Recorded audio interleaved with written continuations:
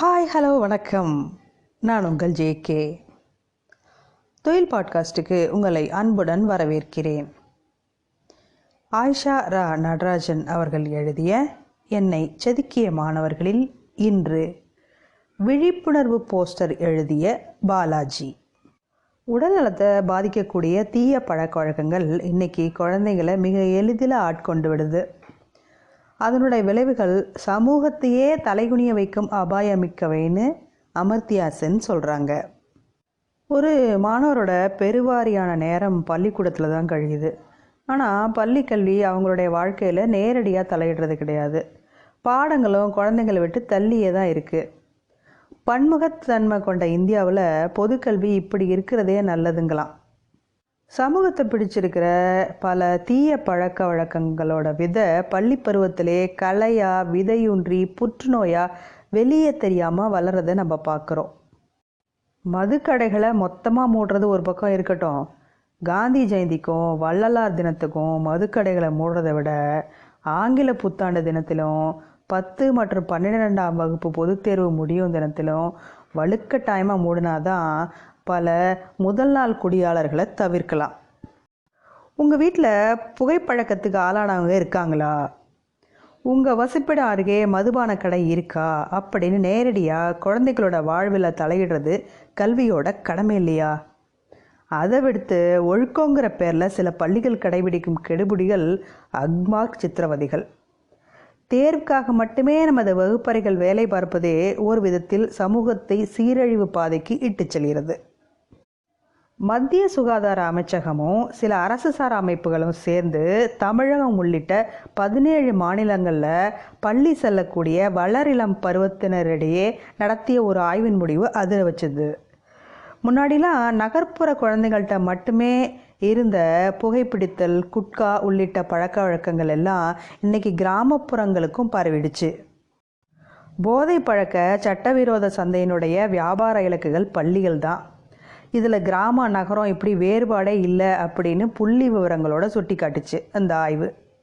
இந்த சூழலை மீறியும் இத்தகைய விஷயங்களுக்கு எதிராக பள்ளியில் நாம் என்ன செய்ய முடியும் அப்படிங்கிறத எனக்கு காட்டிய மாணவர் தான் பாலாஜி.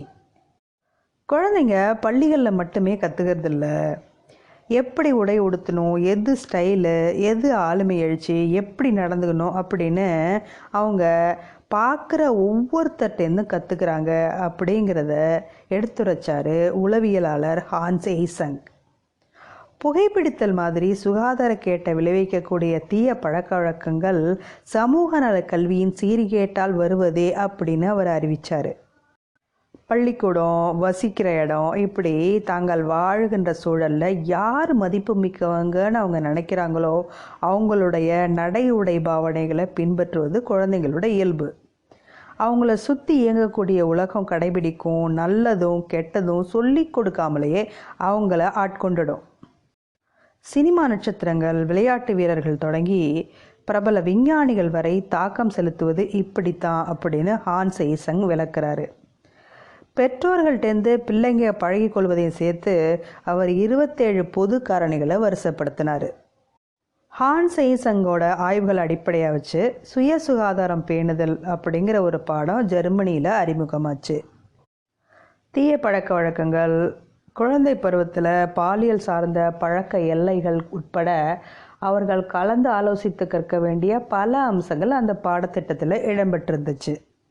இந்த மாதிரியான தீய பழக்க வழக்கத்துக்கும் கேடுகளுக்கும் ஆட்பட்டவங்களை விடுவிக்கிறதுக்கு ஆலோசகர்கள் நியமிக்கப்பட்டிருந்தாங்க. மாணவர்களை வழிநடத்த ஆசிரியர்களுக்கு சிறப்பு பயிற்சி வழங்கப்பட்டுச்சு. அந்த ஆசிரியர்களை அவங்க பர்சனாலிட்டி டெவலப்பர்ஸ்னு சொன்னாங்க. இத்தகைய ஆசிரியர்கள் பாடமாக எதையும் நடத்த மாட்டாங்க. குழந்தைங்களை உட்கார வச்சு பொது விஷயங்களை கலந்துரையாடுவாங்க. நம்மளோட சூழலில் அத்தகைய கல்வியோட சாத்தியத்தை எனக்கு விளங்க வைத்தவர் தான் பாலாஜி. இதுக்கு முன்னாடி நான் பணியாற்றிய பள்ளியில் நாட்டு நலப்பணி முகாமில் தான் 11ஆம் வகுப்பு மாணவராக எனக்கு அறிமுகமானார் பாலாஜி. பீடி சிகரெட் பிடிப்பதன் சுகாதாரக்கேடு குறித்து கிராம மக்களுக்கு வித்தியாசமான முறையில் செயல் விளக்கம் அளித்தார். திறந்த வெளியில் அடுப்பை எரிய வச்சு அது மேலே மண்பானையை வச்சாருங்க. அதில் கறி படிகிறதை எடுத்துக்காட்டி புகைப்பிடிச்சா இந்த மாதிரி நம்மளோட நுரையீரலில் நிக்கோடின் அப்படிங்கிற புகைப்படியும். இறுதியாக நுரையீரல் சுருங்கி எறியறதே நிறுத்திடும் அப்படின்னு விளக்கமளித்து எல்லாரையும் வியப்பில் ஆழ்த்தினார். ஆனால் எங்கள் பள்ளி ஆசிரியர்கள் சிலர் அவருக்கு எதிராக கிளர்ந்தெழுந்த ஒரு சம்பவம் நடந்துச்சு. பள்ளியில் பணிபுரிஞ்ச 4-5 ஆசிரியர்களுக்கு புகைப்பிடிக்கும் பழக்கம் இருந்துச்சு. பள்ளியிலே மறைவாக இருக்கிற இடத்துல இருந்து அடிக்கடி புகை கிளம்புறத பார்த்துருக்குறோம். ஒரு நாள் காலையில் ஆசிரியர் அறையோட சுவத்தில் பெரிய சார்ட் அட்டையில் புகைப்பிடிப்பது உங்களுக்கு மட்டுமல்ல, உடனிருப்பவர் யாவருக்கும் கேடு அப்படின்னு பெரிய எழுத்தில் எழுதி ஒட்டப்பட்டிருந்துச்சு. அதை பார்த்துட்டு ஆசிரியர்கள் எல்லாரும் அதிர்ந்து போனாங்க. கழிவறை, மரத்தடி, பள்ளி வளாகத்தில் உள்ள சில மறைவான இடங்கள், அந்த மாதிரியான எல்லா இடங்கள்லையும், அதாவது குறிப்பாக ஆசிரியர்கள் எங்கெங்கெல்லாம் நின்று புகைப்பிடித்தாங்களோ அங்கெல்லாம் இந்த மாதிரி விழிப்புணர்வு போஸ்டர் ஒட்டப்பட்டிருந்துச்சு. யார் இது செஞ்சது அப்படின்னு தீவிரமாக விசாரித்து கடைசியில் பாலாஜியை கண்டுபிடிச்சாங்க. ஆசிரியர் அறையில் ஒரே அர்ச்சனை. அவங்கள அவமானப்படுத்திட்டதா தலைமை ஆசிரியர் வரைக்கும் நெருக்கடி கொடுத்தாங்க. பாலாஜிக்கு ஆதரவாக சில ஆசிரியர்கள் தலையிட்டோம். ஒரு வழியாக அந்த ஆசிரியர்கள் பள்ளி வளாகத்தில் புகைப்பிடிக்கிறதை நிறுத்தினாங்க. சமூக நலக்கல்வி எப்படி செயல்படும் அப்படிங்கிறத எனக்கு காட்டிய பாலாஜி தற்போது மருத்துவராகி வேலூரில் பணிபுரிந்து வருகிறார். மீண்டும் சந்திப்போம். நன்றி.